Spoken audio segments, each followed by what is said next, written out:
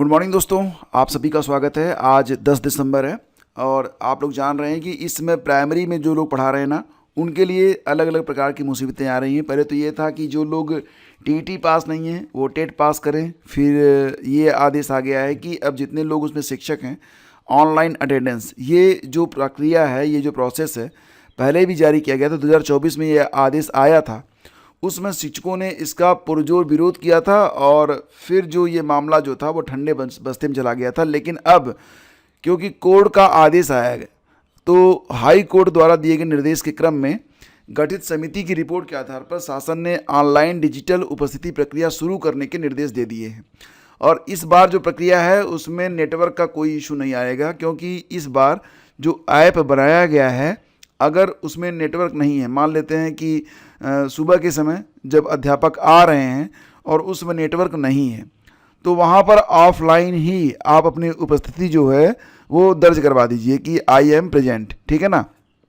और ये समय के साथ साथ ऑफलाइन स्टोर हो जाएगा और जब भी नेटवर्क ठीक होगा तो ये चीज़ सिंक होकर ऑनलाइन चली जाएगी। मतलब ये है कि अगर नेटवर्क का इशू है तो भी कोई फ़र्क इस पर पड़ने वाला नहीं है। इस तरीके का ऐप ये तैयार किया गया है।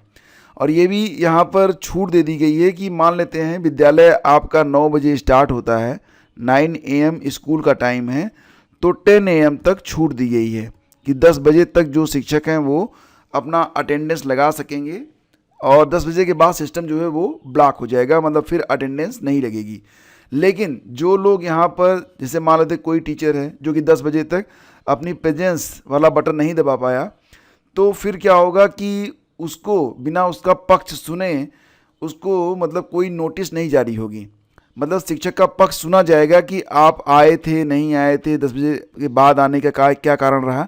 मतलब शिक्षक से पहले पूछा जाएगा और जब लगेगा कि हाँ भैया ये जो शिक्षक हैं ये वास्तव में नहीं आए थे, तब जाके उन पर कार्रवाई होगी। और ये जो ऐप है ये चलाएगा कौन?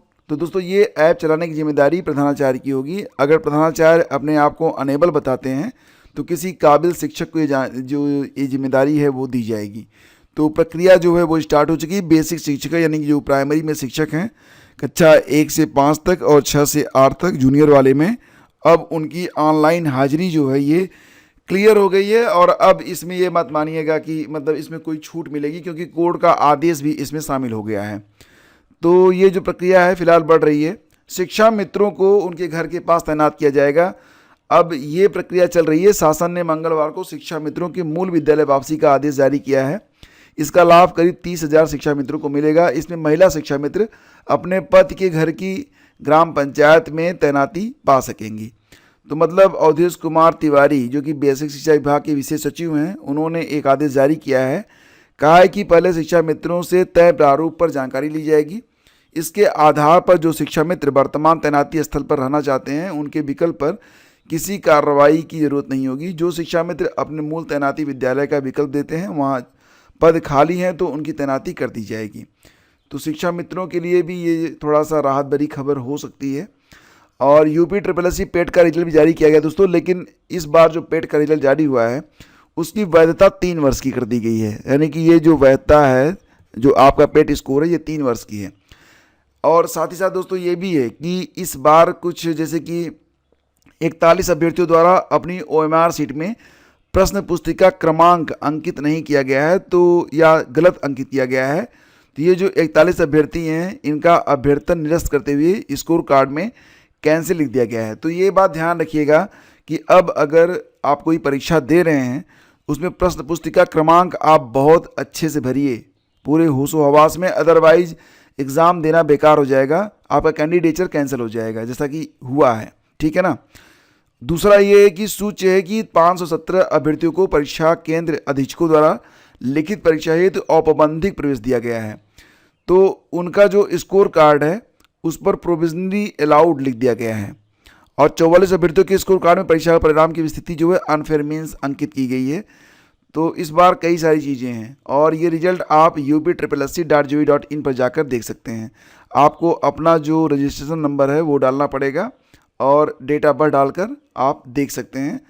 और परीक्षा स्कोर परिणाम देखने और डाउनलोड करने संबंधी ये सुविधा आयोग के अधिकृत मोबाइल ऐप पर भी उपलब्ध है। तो ध्यान रखिएगा, एक बहुत बड़ा बदलाव जो ये हुआ है ना, ये ध्यान रखना आप लोग कि जब भी अब आप परीक्षा देने जाएं, कोई भी परीक्षा फॉर LT ग्रेड भी बहुत ध्यान से आप लोग सुन लीजिए कि प्रश्न पुस्तिका क्रमांक या जो पहले पेज की एंट्री होती है, मैं पहले भी बता चुका हूँ, दोबारा भी बता रहा हूँ कि अगर एंट्री आपकी गलत हुई तो सारी मेहनत पर पानी फिर सकता है। तो सोच समझ के भरना, पहले पढ़ो समझो फिर पेन चलनी चाहिए, ठीक है ना। यूपी में शिक्षा मित्र अपने मूल स्कूल में वापस जा सकेंगे, ये खबर तो हमने डिस्कस कर ली। अब अगली खबर ये है कि बिहार में सहायक शिक्षा विकास अधिकारी के 935 पदों पर आवेदन का मौका है। हालांकि AEDO का ये जो पद है, इसकी परीक्षा तिथि भी घोषित हो चुकी है और जनवरी में ही इसकी परीक्षा भी है।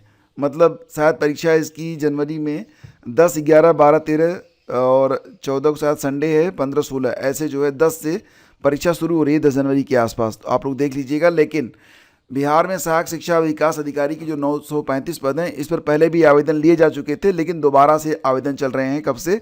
तो 5 दिसंबर से आवेदन चल रहे हैं और आज है 10 दिसंबर।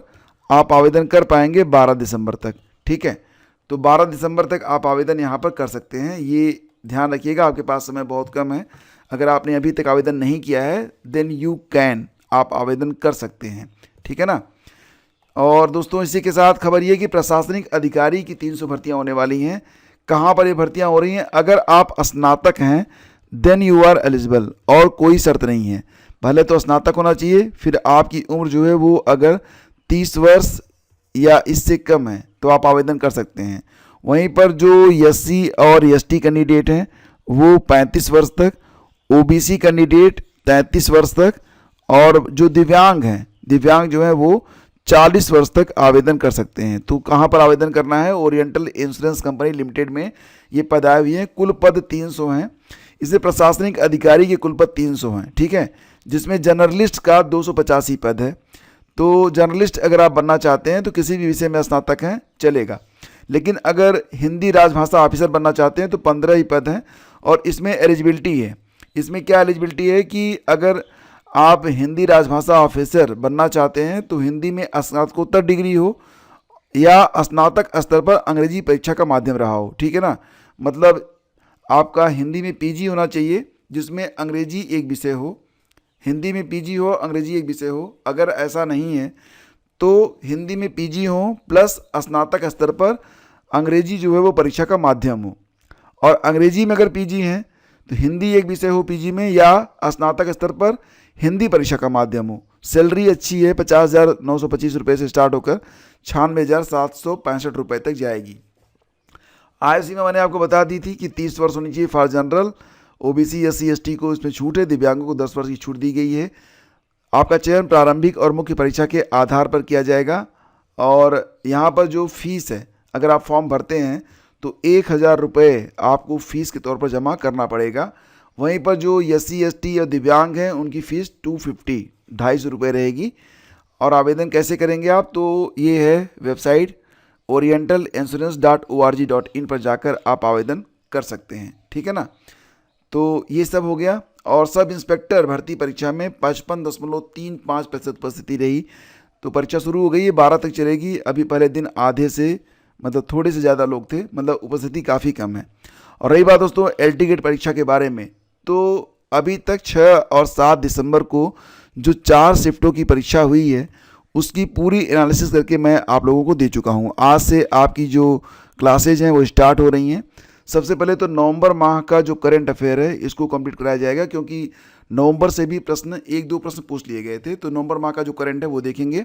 आज का एक मॉक टेस्ट आएगा इस पर और एक कंप्लीट लेक्चर भी रहेगा। तो मॉक टेस्ट आपका रहेगा बिल्कुल परीक्षा के हिसाब से, लेकिन सारे प्रश्न नवंबर से ही रहेंगे करंट अफेयर पर, ताकि आप जो बेस्ट क्वेश्चंस हैं उसको आप देख सकें। और फिर एक दूसरा लेक्चर होगा जो कि शाम को आपको मिलेगा। तो वो जो लेक्चर रहेगा उसमें नवंबर माह का कंप्लीट आपको करंट अफेयर दे दिया जाएगा, ठीक है। और पेड ग्रुप जो लोग ज्वाइन किए हैं डेफिनेटली उनका प्रदर्शन औरों से बहुत बेहतर रहा। हमें बहुत सारे अप्रिसिएशन के मैसेज प्राप्त हुए हैं। तो पेड ग्रुप दोस्तों इसमें किस प्रकार से आपकी हेल्प करता है? कुछ लोग कह रहे हैं कि अभी उनके पास 1 मंथ है, उन्हें ज्वाइन करना या नहीं करना चाहिए। दोस्तों 1 मंथ भी अगर आप सिस्टमेटिक तरीके से पढ़ लेंगे आपका स्कोर 0 से हीरो बन जाएगा। टॉप स्कोर पर आप पहुंच सकते हैं। 1/10 अगर आप हैं तो 10/10 हो जाएंगे, ठीक है ना। तो ये बात आप लोग ध्यान रखिए। और रही बात ये कि जीएस पेड ग्रुप में क्या क्या मिलता है आपको, तो देखो जीएस जो स्टैटिक जीके है और करंट अफेयर है उसका कंप्लीट नोट आपको दे दिया जाता है जनवरी से अब तक, ठीक है ना। यूट्यूब पर जितने भी लेक्चर हैं सबकी डिटेल पीडीएफ मिल जाती है और सिलेबस के अनुसार महत्वपूर्ण थ्योरी क्लास और मॉक टेस्ट चलते रहते हैं, पर्सनल गाइडेंस मिल जाता है। तो फीस इसकी 499 रुपये थी। जी नहीं, आपको इतना नहीं देना है, आपको देना है ओनली 299, 299 रुपये ही आपको देना है। तो अगर आपको ज्वाइन करना है तो आप डिस्क्रिप्शन चेक कर लेना या फिर आप 9452252260 व्हाट्सएप पर आप मैसेज कर देना, कॉल मत करना, ठीक है ना, और आपको ऐड कर लिया जाएगा। तो सारी चीज़ें आपके बिल्कुल मुताबिक रहती हैं, चीज़ों पर आपका कंट्रोल रहता है, ग्रिप रहता है अगर आप ग्रुप से जुड़ते हैं तो। और आपको भी लगेगा कि हाँ, एक अच्छे खासे जो एस्पिरेंट हैं जो आपकी ही परीक्षा दे रहे हैं उस ग्रुप में आप रहते हैं ना, तो आपको कॉन्फिडेंस रहता है कि मतलब आपकी तैयारी सबके बराबर ही चल रही है। तो काफ़ी फ़ायदे होते हैं। और 300 रुपये का क्या है भाई, आता है चला जाता है, लेकिन कैरियर बन गया तो सब कुछ, ठीक है ना। तो चलो ठीक है, मिलते हैं आपसे अगले वीडियो में। अगला जो लेक्चर होगा उसमें हम आपका मॉक टेस्ट नंबर 31 आज आपका कराएंगे, क्योंकि अब तक 30 मॉक टेस्ट आपके हो चुके हैं और ये जो 30 मॉक टेस्ट हैं ये सब पूरी पीडीएफ आपको ग्रुप में दे दी गई है, ठीक है। Thank you, have a great day, जय हिंद।